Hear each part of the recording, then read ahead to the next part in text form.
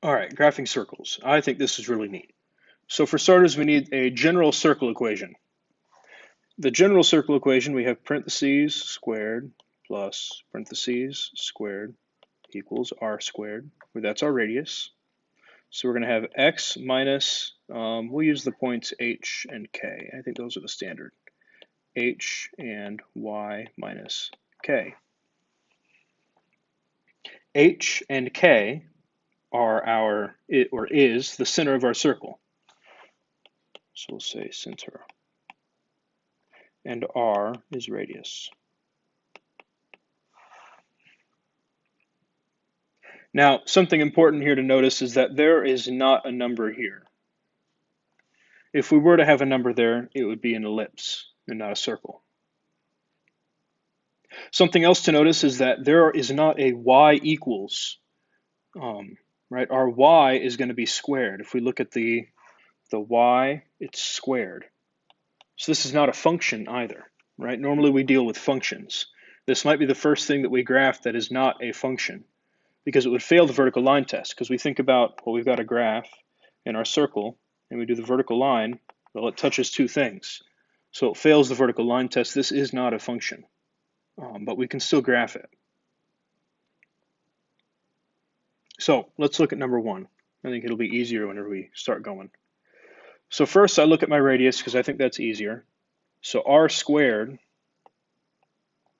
is 25, so r is going to be 5. My radius is 5. Whenever I look at x minus 2 and y minus 2, well, remember, the minuses are in the formula. So really it's kind of the opposite of what you think. Kind of like whenever you think about a parabola getting shifted left and right, same kind of situation. So our center is at 2, 2. So the way that I go about graphing these is I put a dot at my center,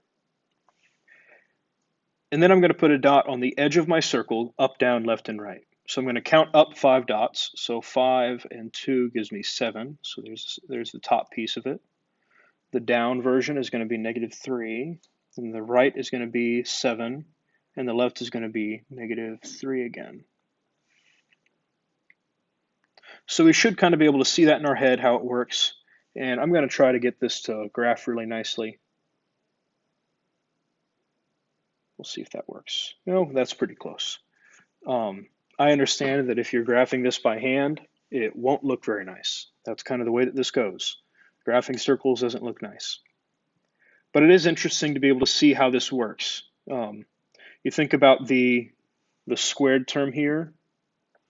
Somewhere, if we were making a t-chart for this, we'd take a square root, and we'd have a positive and negative version of y. And that's how we'd get the upper and the lower limit, or the upper and the lower piece.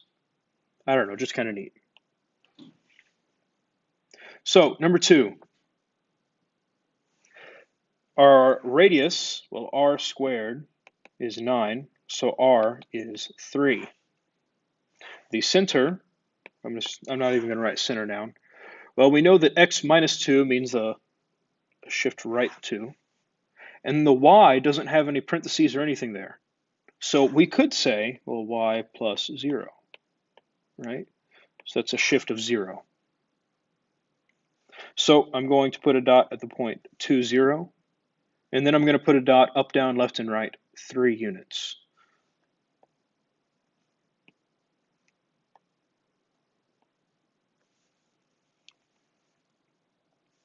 And now we're ready to graph our circle.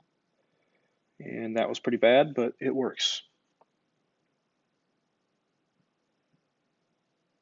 So again, graphing circles by hand does not always look nicely. Here, I'll do it there. That's the way that I expect you to be able to do it in class on stuff. It might be a little bit nicer, it might be a little bit worse, but that's probably the way that it's going to look.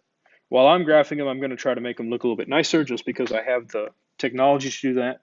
But please understand that I am not judging how pretty your circle is. All right, number 3. So here, my radius squared is 1, so my radius is going to be 1. My center, well, the y value is going to be 0. The x value will be negative 3, right? Because it's the opposite of what it says. This is plus 3, so it must have been a negative 3, right? If we were to write this as the formula, it would be x minus minus 3 squared. So point at negative 3, 0, and then a point up, down, right, and left, 1. So I'll try to draw this circle, and there we are.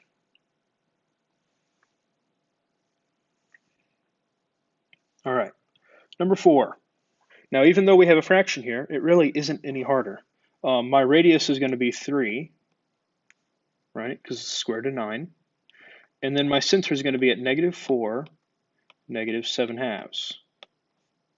Now, negative 7 halves, just to have it as a decimal for us, is going to be, what is that, 246, negative 3.5? So I need a point at negative 4, negative 3.5, which should be down in that region.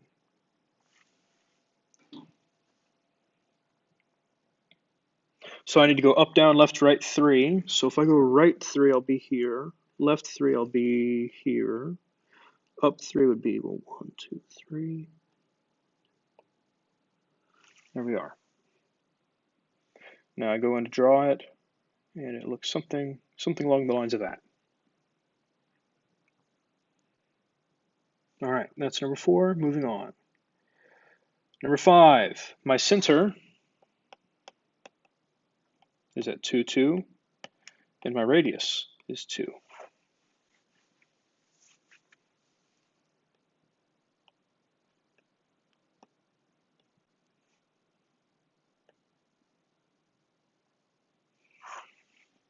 All right.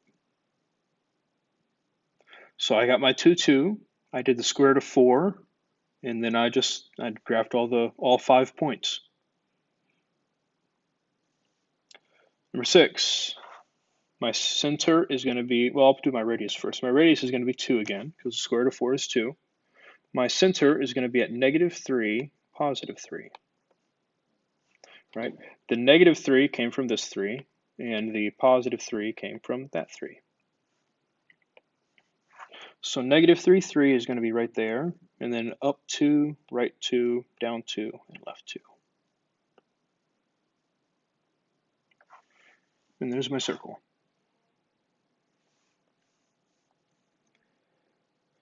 Number 7, my radius will be 3, square root of 9. And my center, well, this is the first one where the x doesn't have anything, so there's a 0, and my y is going to have 2, right? My 2 came from this negative 2, right? It is the opposite of what you think it should be. So up 0, 2, and then up 3, right 3, down 3, and left 3.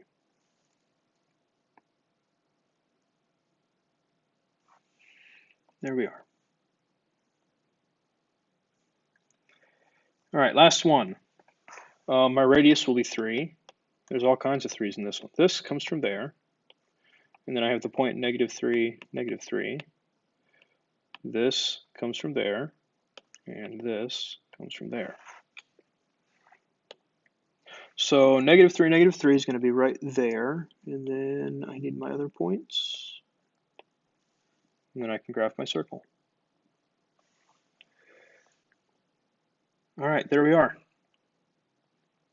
Make sure that you always remember that it's the opposite of what you think it should be with the point, right? Remember, in the formula, there are the negatives, okay? All right, that's all.